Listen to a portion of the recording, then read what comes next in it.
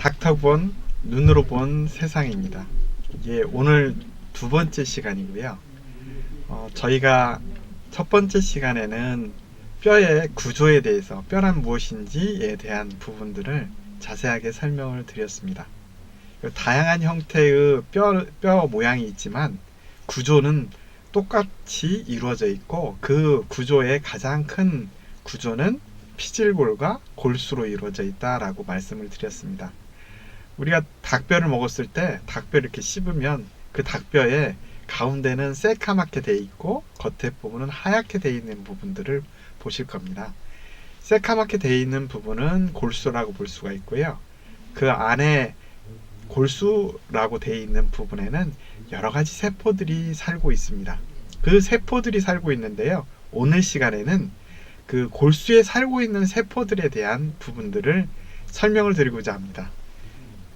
첫 번째 가장 많이 얘기하고, 그리고 우리가 골다공증이나 골수라든지 골수염, 그리고 약물성 골개사증들에 대한 부분들을 설명을 할 때, 뼈의 질환들을 설명할 때 가장 많이 나오는, 그리고 여기에 대한 치료제를 주로 이야기하거나 치료제를 만드는 가장 근본적인 부분들 중에 하나가 뼈세포를 흡수시킨다라고 하는 역할을 하고, 청소, 약물뿐만 아니라, 그리고 그 골수에 염증이 생기게 되면 그 염증돼 있는 세균들을 죽이거나 식세포 작용들을 하는, 그리고 이런 역할들을 하는 세포들의 주요한 역할을 하는 게 파골세포라고 합니다. 이 파골세포, 그리고 골모세포, 그리고 뼈를 구성하고 있는 골세포, 이 세 가지에 대해서 오늘 이 시간 설명을 좀 먼저 드리고자 합니다. 뼈를 구성하고 있고, 뼈를 조절하고, 뼈를 만들어내고, 썩은 뼈들을 회수하는 역할, 청소하는 역할을 하는 게 파골세포, 그리고 젊은 세포에 해당되는 젊고, 그리고 여러 가지 콜라겐들을 형성하고, 그리고 자기들이 뼈를 구성하는 부분에 이동할 수 있는 역할을 하는 게 골모세포라고 합니다.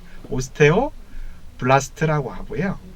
그리고 뼈를 구성하고 그 주변에 있는 나이테 모양의 콜라겐과 칼슘들을 침착하게 하고 자신의 딱딱한 역할을 하는, 뼈의 딱딱한 역할을 하는 게 오스테오사이트.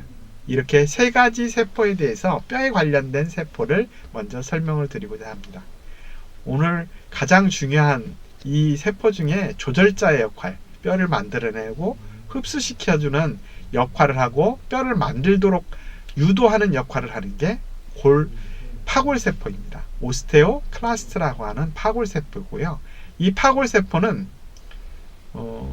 어려운 말로 인터루킨 1, 인터루킨 6라는 여러 가지 단백질을 분비를 하게 됩니다. 이 단백질은 파골세포가 썩은 뼈나 염증이 되어 있는 부분의 세균들을 식세포 작용을 통해서 그 부분을 흡수시키고 난 다음에 이 청소하고 있는 이 파골세포 내부에서 다시 콜레스테롤을 재생산해내는 역할과 함께 인터루킨 1과 인터루킨 6라는 단백질을 만들어서 주변에 이런 썩은 턱뼈라든지, 그리고 썩은 세포라든지 염증성 세포들을 식세포 작용을 하고 난 다음에 그 빈 공간 자리에 뼈를 만들어내는 세포들이 유도할 수 있도록 유도 단백질을 분비하는데, 그 유도 단백질이 인터루킨 1과 인터루킨 6라는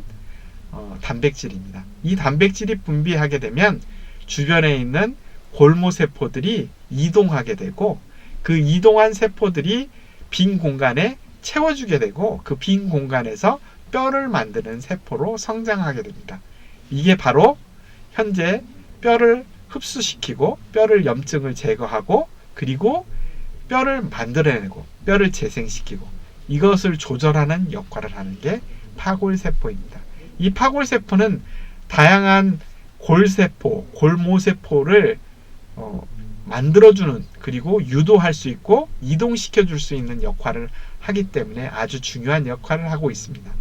그렇지만 최근에 골다공증 치료제라든지 뼈 치료제를 자세히 들여다보면 이 파골세포에 억제를 하게 됩니다. 그러면 파골세포를 억제시키면 가장 큰 효과를 나타내는 게 뼈를 흡수시키는 거. 썩은 턱뼈가 그대로 쌓여지게 되고 흡수할 수 있는 역할을 잃어버리게 됩니다. 엑스레이 상에서는 아까도 지난번에도 말씀드렸듯이 하얗게 돼 있는 형태의 딱딱한 턱뼈가 더욱더 많이 남아있는 하얀 형태의 양성 T 스코어에 플러스 양성을 나타내는 엑스레이를 보여줄 수 있는 것이 파골세포를 억제시키면 그런 현상들이 나타나게 됩니다. 이 파골세포를 억제시켜주는 약물들이 현재 시중에 많이 나와 있는데 이걸 비스포스포네이트 계열의 약물이라고 말씀드립니다.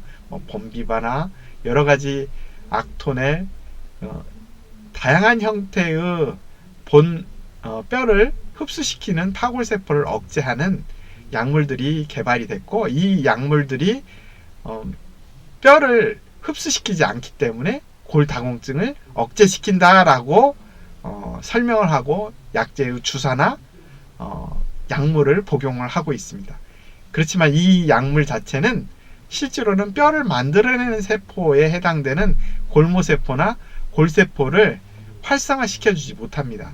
결국 파골세포가 억제가 되면 뼈를 만들어내는 세포가 다시 억제가 되는 이 악순환을 일으키게 되는 비셔스 사이클이라는 악순환을 일으키게 됩니다. 이게 현재 균형자의 역할을 하고 있는 게 파골세포입니다.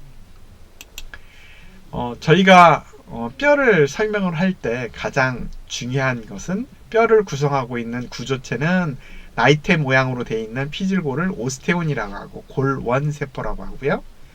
오스테오블라스트라는 골모세포와 그 다음에 파골세포라고 하는 오스테오클라스트, 그리고 골모세포가 그 주변에 콜라겐과 그리고 칼슘들이 침착하게 되면 오스테오사이트라는 세포로, 골세포로 변화를 하게 됩니다. 이러한 역할들을 해주고, 그리고 뼈를 더욱더 많은 부분들을 뼈를 생성하게 해주는 역할을 하는 게 뼈 형성 단백질이라고 하는 BMP2라고 하는 단백질이 있습니다. 이 BMP라는 단백질이 일정 기간, 저희가 얘기하는 3주 기간 동안에 유지를 하게 되면, 용량은 아주 적어도 좋지만 3주 기간 동안에 용량이 지속적으로 골수 내에 유지가 된다면 뼈를 만들어내는 골모세포가 골세포로 변화할 수 있도록 하는 시기가 3주 정도 걸리게 됩니다. 파골세포가 염증세포, 피질골들, 염증에 돼 있는 세균들을 다 식세포 작용을 통해서 제거를 하고 난 다음에 빈 공간 자리에 오스테오블라스트라는 골모세포가 이동해 오고, 그 이동한 골모세포가 골세포화 되면서 주변에 나이테 모양의 콜라겐과 그리고 그 주변에 칼슘들을 침착하게 되면 피질골처럼 딱딱해진다는 겁니다.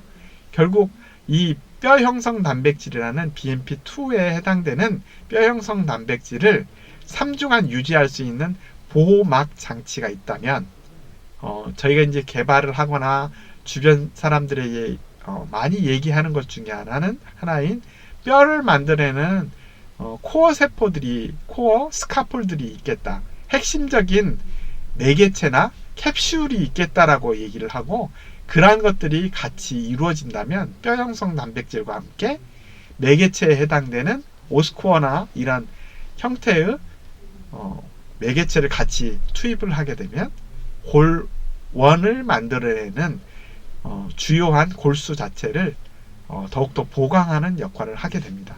그래서 바스큘라리티, 케모탁시스, 프로리퍼레이션, 디퍼런시에이션이라고 하는 다양한 과정, 혈관화, 그리고 세포가 이동하고 세포가 생성하고 그리고 분화하고 그 주변에 뼈라고 하는 딱딱한 뼈의 나이테를 만들어내는 과정, 이 전반적인 과정들에 참여하고 있는 세포들이 세 가지 세포들이 파골세포, 골모세포, 골세포로 이루어져 있는 이 뼈를 구성하고 있는 세포들이라고 할 수가 있겠습니다.